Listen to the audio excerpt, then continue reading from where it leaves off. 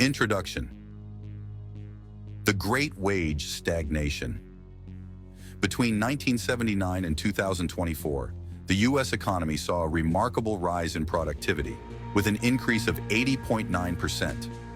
However, wages during this same period grew by only 29.4%, leaving a significant gap between the output of workers and their compensation.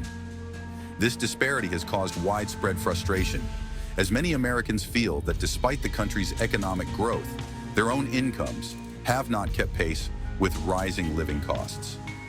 This sentiment was echoed in a June 2024 survey, where 2/3 of middle-income households reported feeling that their income was lagging behind the cost of living.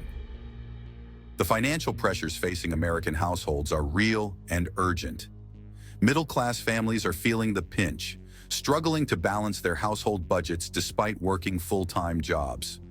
In local communities, conversations about seeking financial assistance for basic needs like rent and utilities have become increasingly common. The widening gap between wage growth and productivity has deepened a sense of insecurity for millions of workers.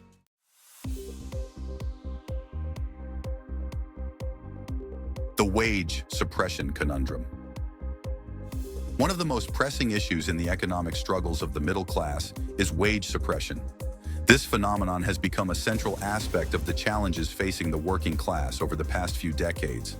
But what exactly is holding back wage growth for the middle class? The root causes are multifaceted, but many Americans tend to view inflation as the primary problem. However, the real issue lies in stagnant wages. Wages are not just a personal problem. They are deeply tied to policy decisions. From the Federal Reserve's actions to broader economic policies, wages are significantly influenced by political and economic forces beyond individual control. The Federal Reserve, for example, has a dual mandate to ensure maximum employment while keeping prices stable. However, the way they interpret maximum employment has a direct impact on wages. Economists have developed the concept of the natural rate of unemployment, the lowest level of unemployment that won't cause inflation to spike. Historically, this rate hovers around 4.5% to 5.5%. In the decades since 1979, actual unemployment has often been far higher than this natural rate. Between 1949 and 1979, unemployment was, on average, 15.3% below this rate. But from 1979 to 2017, unemployment was cumulatively 35.7% above it. Why does this matter? Because when unemployment is low, wages tend to rise. Conversely, when unemployment is high, workers have less bargaining power to demand higher pay. For middle-class workers, the ability to negotiate for better wages is severely diminished in an economy with persistently high unemployment.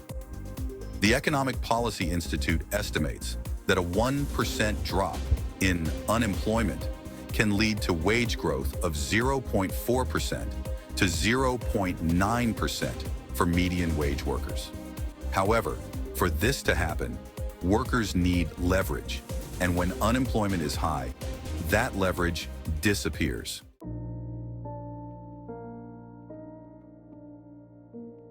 The role of mobility and location. Another factor contributing to wage stagnation is the decline in geographic mobility. Historically, Americans were more willing to move across the country to pursue better job opportunities. In 1948, more than 20% of Americans moved for new jobs, but by 2023, that number had dropped to just 1.6%. This shift has had profound implications for wages. Decades ago, workers in lower opportunity areas could move to more productive cities like San Francisco, New York, or Los Angeles, where higher wages and better career opportunities awaited.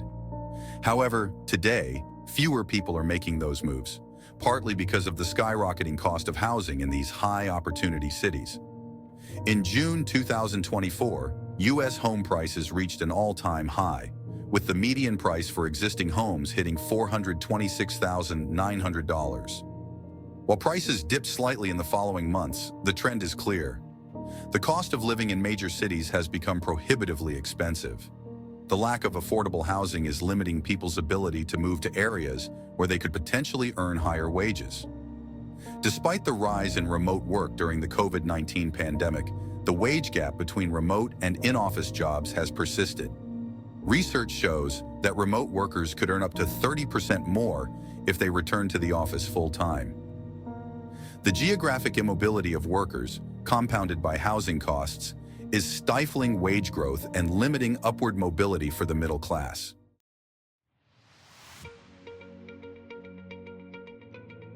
Globalization and the middle-class squeeze. Another major force that has shaped wage trends over the past few decades is globalization. The expansion of trade, particularly with lower-wage countries like Mexico and China, has exerted downward pressure on wages in the U.S., especially in the manufacturing sector, where many middle-class jobs were once concentrated. Between 1995 and 2013, trade with lower-wage nations reduced wages for workers without a four-year degree by about 5.6%, equating to roughly $2,000 per year for median wage workers. The influx of cheaper goods from abroad, coupled with outsourcing of jobs, has hit American manufacturing hard, reducing the bargaining power of middle-income workers. However, the debate over the true impact of globalization on wages is ongoing. Some researchers argue that globalization's effect on wage inequality has been overstated, and that other factors, such as technological advancements and domestic policies, play a more significant role. What's clear is that U.S. trade policies have not always been designed to protect middle-class workers. Trade agreements have often been exercises in selective protectionism, shielding certain industries like software, pharmaceuticals, and entertainment, while leaving manufacturing workers exposed to competition from abroad.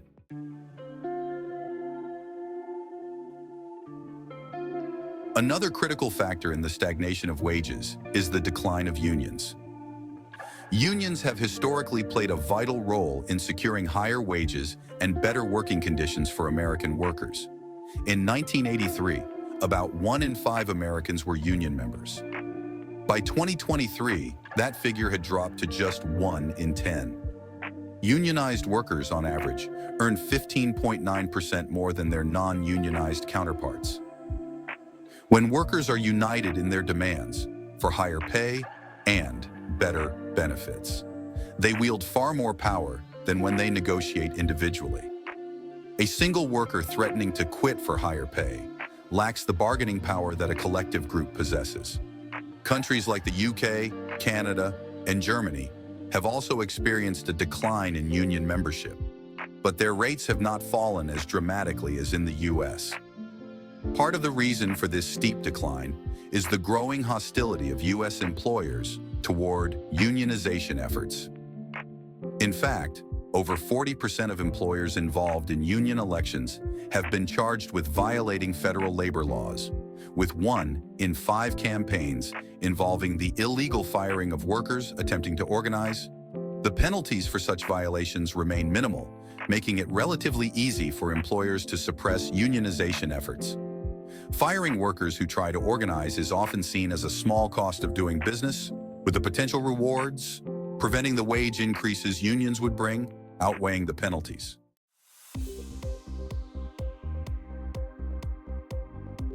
Beyond national policy and global trade, local regulations also play a role in holding back wage growth. Occupational licensing, in particular, can create barriers to entry in various professions, restricting the supply of workers and limiting wage growth. In some states, a substantial portion of jobs requires a license to work, and estimates suggest that as many as 1/3 of American workers are affected. In certain cases, licensing may be necessary to ensure health and safety, but researchers have found no statistical difference in safety outcomes between licensed and unlicensed states. Licensing requirements for occupations such as hairstyling are often seen as unnecessary barriers that limit competition and protect established workers from new entrants.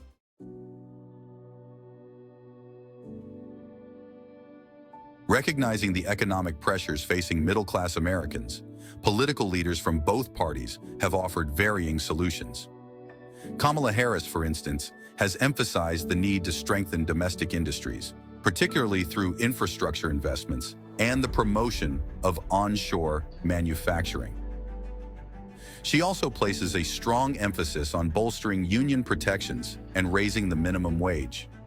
Former President Donald Trump, on the other hand, focused on the broader goal of boosting the U.S. economy by implementing hardline trade policies and reducing taxes.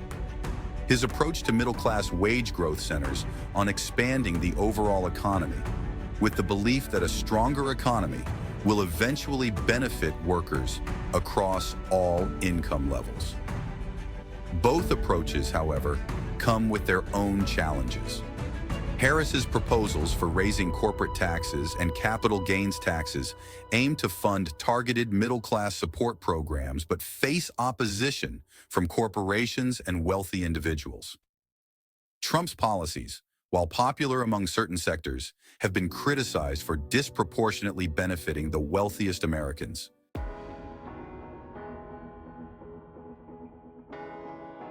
The struggle of the American middle class to secure wage growth that matches productivity gains is rooted in a complex web of policy decisions, global economic forces, and domestic regulations. While politicians and policymakers are increasingly aware of the pressures facing middle-income families, the solutions remain elusive. At the heart of the issue is the disconnect between wage growth and economic policy. Until there is a stronger link between productivity gains and wages, the financial struggles of the middle class are likely to persist. Addressing these challenges will require a combination of federal, state, and local action, targeted interventions, and a renewed focus on empowering workers through unions and fair labor practices. The future of the middle class depends on policies that support wage growth, encourage mobility, and create opportunities for upward economic mobility. Please subscribe to our YouTube channel for more informative videos.